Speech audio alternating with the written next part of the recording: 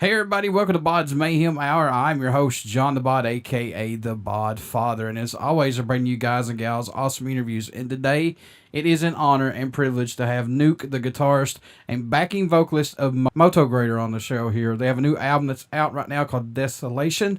Comes out Friday, August the 11th. So get out, check this album out, pick it up. I'm thankful and really glad as a fan that Motograter's back. So, Nuke, how's it going? It's going good, man. Thanks for having me. So we're going to get into this just a little bit, and then we'll get right into this, dude. So Desolation is Motograter's first full-length album since 2003. Did you guys just want to take a break and recharge, or was it over at that point possibly in your mind, or what happened? Let's talk about that a little bit, if you don't mind. Well, yeah, it's funny that you mentioned that. You know, we released the first album in '03, and that's when we had Ivan Moody was our vocalist. Right. And, of course, I was fired soon after the release of the record. Basically in the middle of the Ozfest tour, I was let go. And after that, the pieces just kind of fell. The band just kind of folded, you know. Everyone was a little young at that point, and people were ego tripping, and, you know, once you start firing people, it's a bad sign. So anyways, I was fired and the band was subsequently dropped soon after. And so, yeah, we did take a break for a while. I kind of resurrected the band in 2009, and we had some lineup changes. And, that's when I first started working with Mylan on bass. And once we went through that kind of tumultuous couple years, we finally got Noah Shark Robertson on drums. That seemed to be the kind of kick in the pants that we needed, because shortly thereafter we got James Anthony Legion on vocals, and kind of the rest is history. We made this record, and now it's getting released on 3 days, so we're really excited about that. Yeah, first full length in I guess 14 years, man. How's it been coming back together, you guys? How's it been the flow of this time, possibly?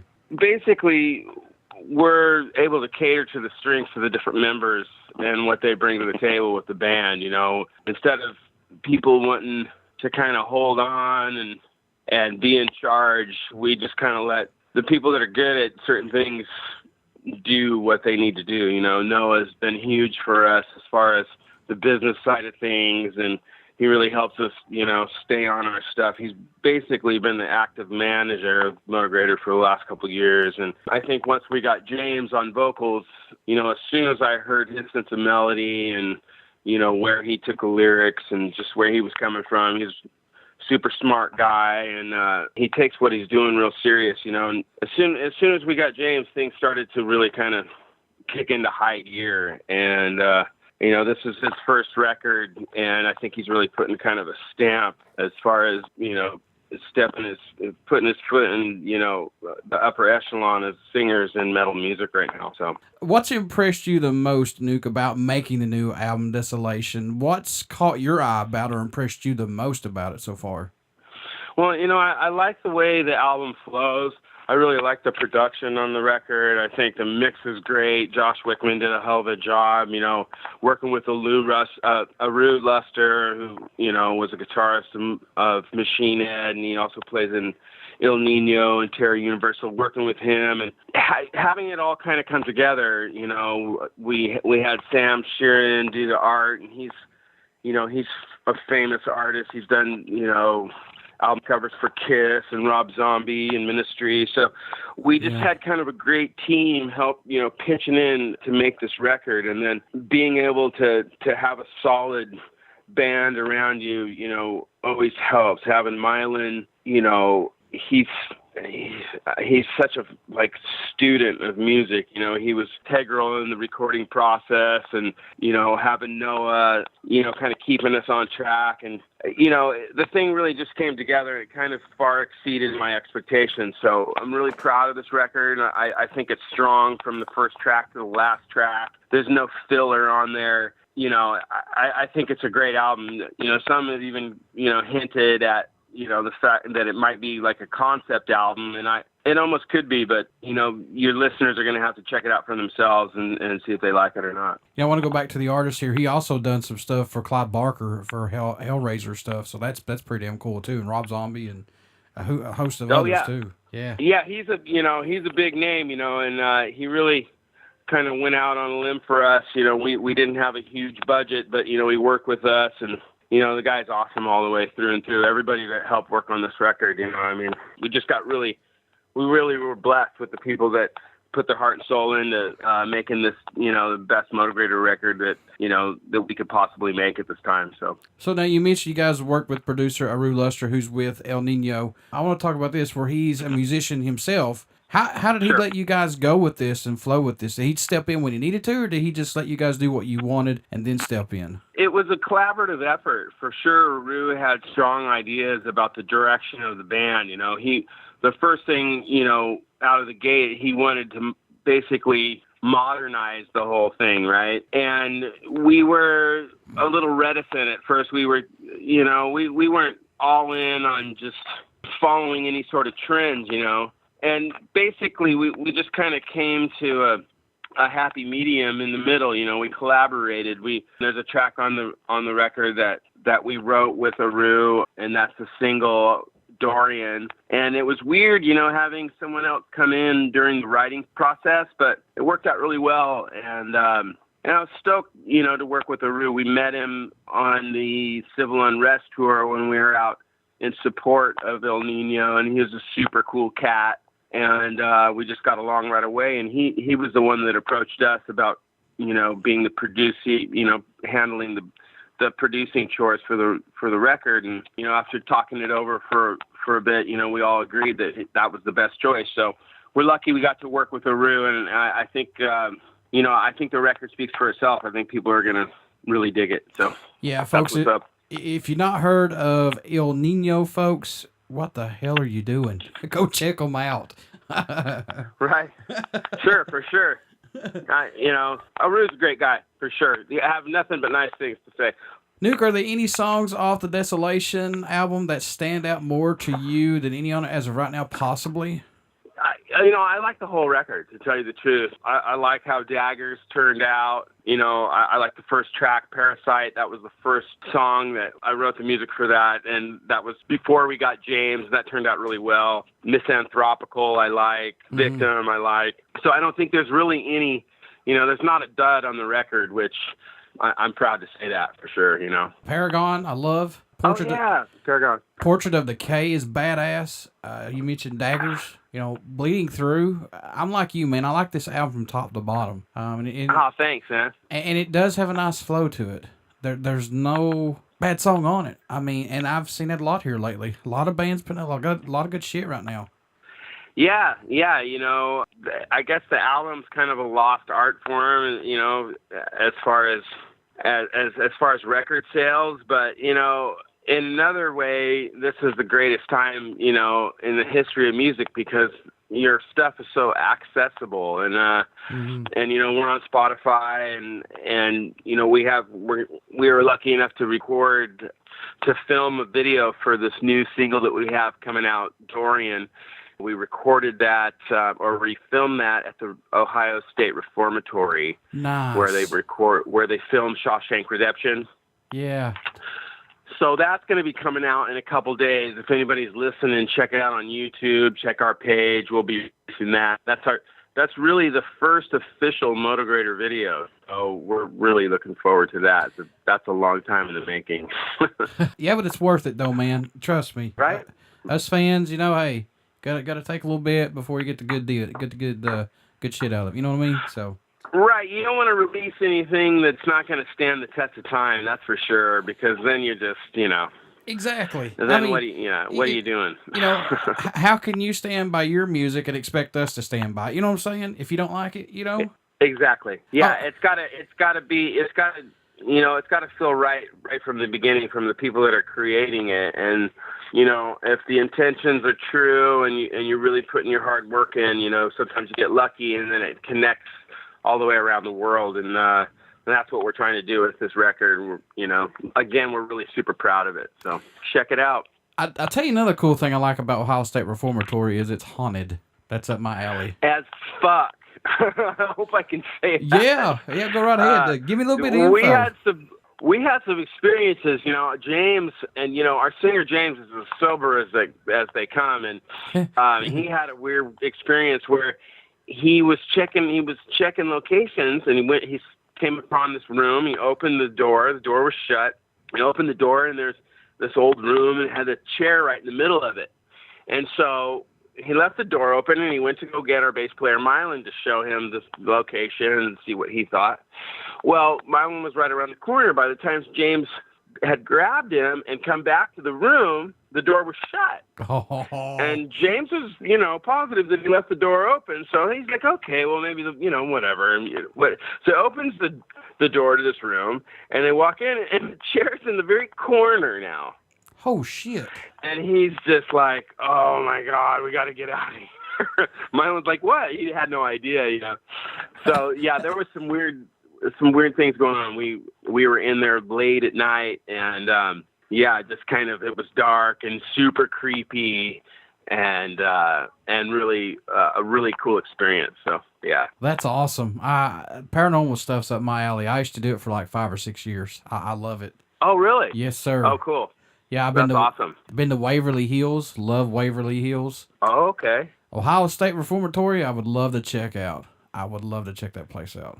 Yeah, it's open to the public. So, I mean, we had kind of unlimited access in a way. We were really lucky how it worked out. So we kind of got to go in the weird nooks and crannies and the old hospital wards and That's awesome. And I guess a couple guys went up in there and they started feeling sick.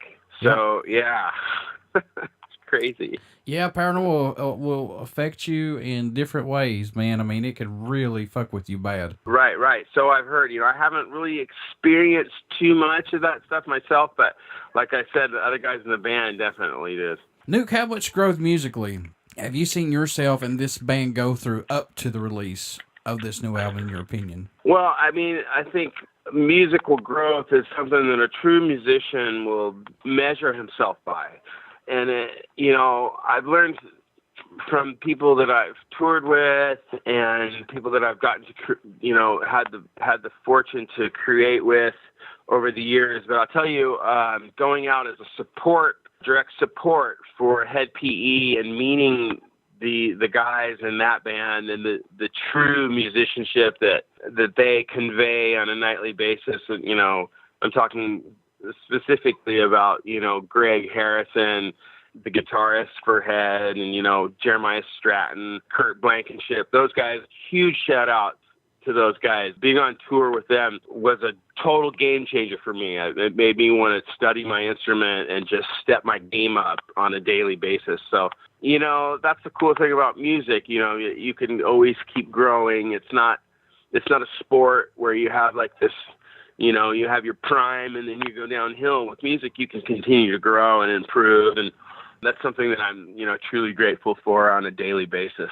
What has adding James Anthony Legion brought to Motograter? James Anthony Legion is the shit. He's my favorite singer, and I don't say that lightly. I mean, he's my favorite singer, and that's not just because he's in my band. Well, it's hard for me to believe that my favorite singer is in my band. Right. And I think he's the real deal, and I've played with, I've played with some of the greats, and so I think that I'm a pretty good judge of that as far as the voice and the content. He was a real deal changer for this band, and I think people are going to have, they're going to get a lot of pleasure from just hearing that guy tear it up every time they put the record in. And every time we play live, he's twice as mean when he's on stage too. So the guy's just a great guy. He's a humble guy, and it's cool. It's so refreshing to work with someone that's down to earth and super good at their craft. And that's Anthony. That's James for sure. Now, do you do anything differently during the writing and recording process to help keep your guys' minds open and fresh to stay focused on creating the style of music that you guys do? I mean, do you guys do anything differently to not get stale with it, Well, the main thing for me is, I'll sit down with Mylan and you know, we'll just be jamming on, you know, I'll come up with a riff, or maybe he has a riff and we'll work off of that. But for the most part, we get something that sounds good and that'll flow together. The parts will flow together, and then I kind of give it to Mylan, and he'll throw a drum beat behind it on the computer. Then we give it to Noah, and then he'll kind of refine it from there. So we've kind of fallen into this process where, you know, it kind of starts off small, and then the content people kind of come in and have their 2 cents, and by the time we got it, you know, we have a whole kind of pie. We have a fresh baked apple pie. So it's really cool, and that is a cool process, you know, since some of the people, you know, James lives in North Carolina, and we're based out of California here, so right. That's kind of the way that we have to do it. Now with this next record, I'm looking forward to having a bit of a budget and being able to get in to a house together and maybe and kick it for a month and see what we can come up with on a daily basis. Now, whether or not we get that opportunity, you know, that's just kind of a dream of mine. But for now, you know, we're like, it seems to work. That formula worked well for us on Desolation. So what do you hope the fans take away from the new album once they start listening to it, or just Motograter's music in general, Nuke? Well, you know, I think that the message is one of basic, like, you know, self-empowerment. You know, there's some themes on that record that are dealing with some bleak shit, you know, and you know, it's funny because art is subjective. You know, you're going to hear a song and maybe it's going to mean something to you, or you're going to relate it to a time in your life where, you know, that song takes on its own miniature lives with every different person that connects with it or relates to it, you know. So what I hope people take out of it is just, you know, something that's going to be a soundtrack for, you know, for years to come, you know. And I think that this record's going to stand the test of time, and you know, I'm hoping for big things for this year and in the future for Motograter, you know. So yeah, dude, I hope the fans dig it. And, you know, a lot of people, we're a brand new band, you know? Yeah. And that's cool too. So we're seeing a new generation of people coming to the shows and checking the music. And so, you know, we're really looking forward to Desolation dropping on Friday, the 11th of this month. That's 3 days from today. So what, for the folks who check have it out. For the folks who have not got to see you guys yet live, what can they expect at a show from Motograter? Well, it's just an all-out assault, you know. It's war paint, and it's just, you know, a band throwing down and you know, taking what they do seriously. You know, we have fun, but, you know, we're there to make an indelible impression, and I think we're able to accomplish that on a nightly basis. So keep your ears and eyes open, because we're coming to a town near you. Now, this is kind of a double-edged sword question, but do you like the digital era that we're in right now of recording albums and plus social media to help get stuff out even quicker? Do you like this now or no? Well, it's just the way it is now, you know. So, you know, change is good, they say. But, you know, I've kind of, I signed my first record deal right kind of, you know, at the end of the golden age of, you know, the music business, right? When, you know, big, huge record contracts were, you know, are a thing that really don't have, you know, that's not something that occurs too often anymore. So it's more do it yourself nowadays, and the industry has changed quite a bit. And the thing is that maybe there aren't these exorbitant contracts, and, you know, there aren't guitarists and fellow dudes getting super rich right away, but that's okay too, because I never got into this industry to make money or to be rich or to get laid. I did it because I loved music, and I wanted to write music and perform it, you know, right, everywhere. And so, you know, it's not disappointing to me. I think it's a great time. I think it's the best time that there has ever been in the history for, you know, music and for musicians and for people that write songs to be heard, you know, and I think that's rad. Support wise, is there a country or region that stands out more or surprises you? You get support from that area or country, wherever? You know what? It's funny because there are certain pockets in the country and, you know, in the U.S. that once we come in, that it's a hotbed from, you know, like we seem to do super well in Michigan. We always have fun in Texas. And the more that we tour, you know, the more following that we seem to be able to build up. So we're really looking forward to getting over to Europe next year and playing over there, playing some of the big festivals. I haven't been to the Ukraine yet.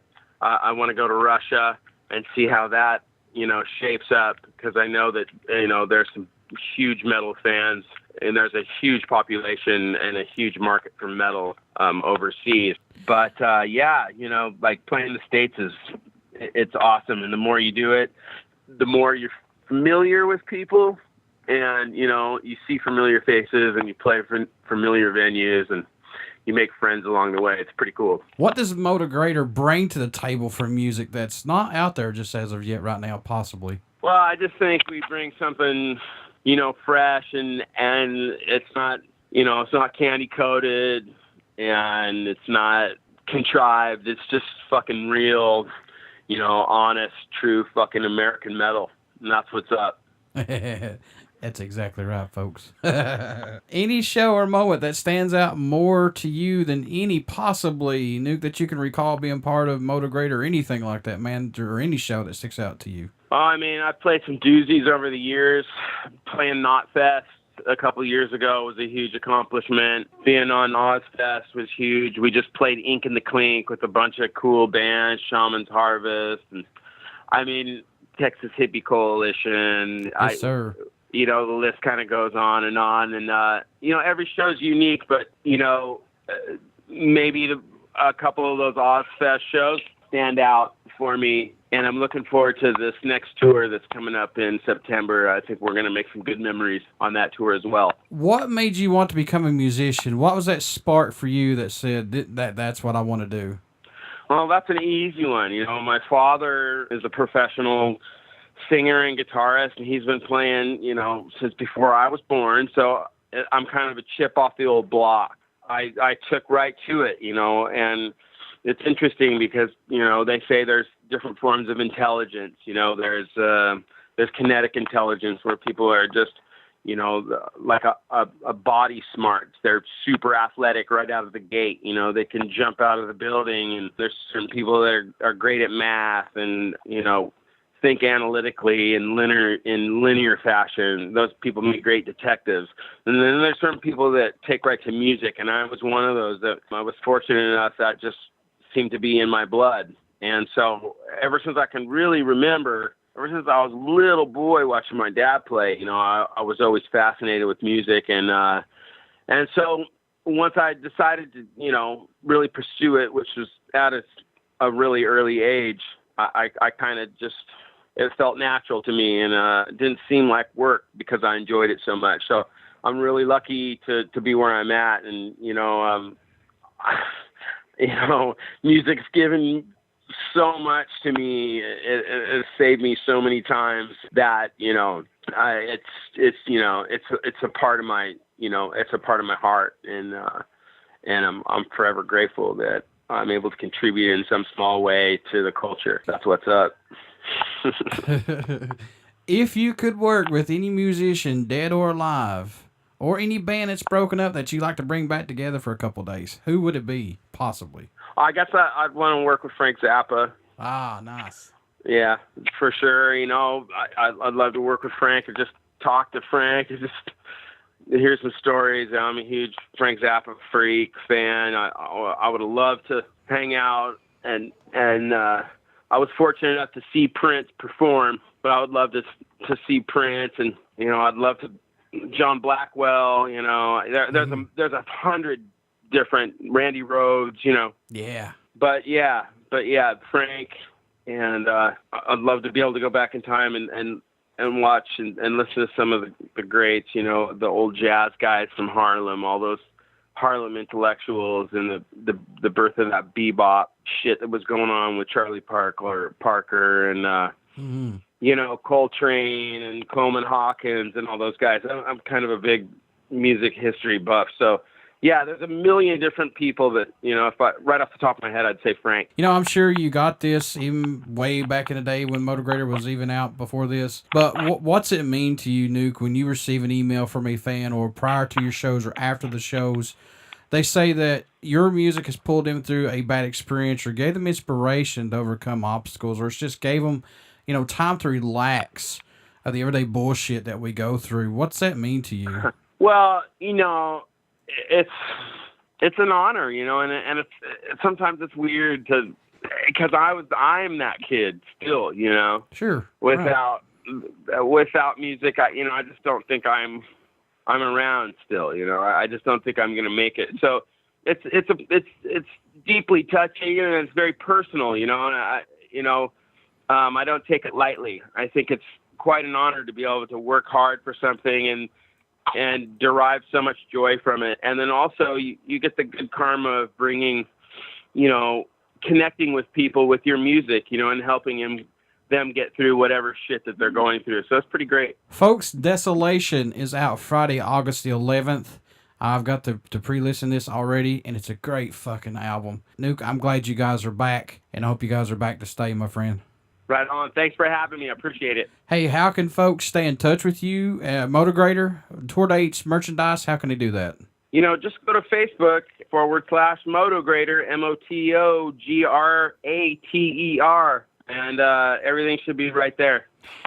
Before I let you go, good sir, would you care to do a promo for the show? Absolutely. This is Nuke from Motograter, and you're listening to BODS Mayhem Hour.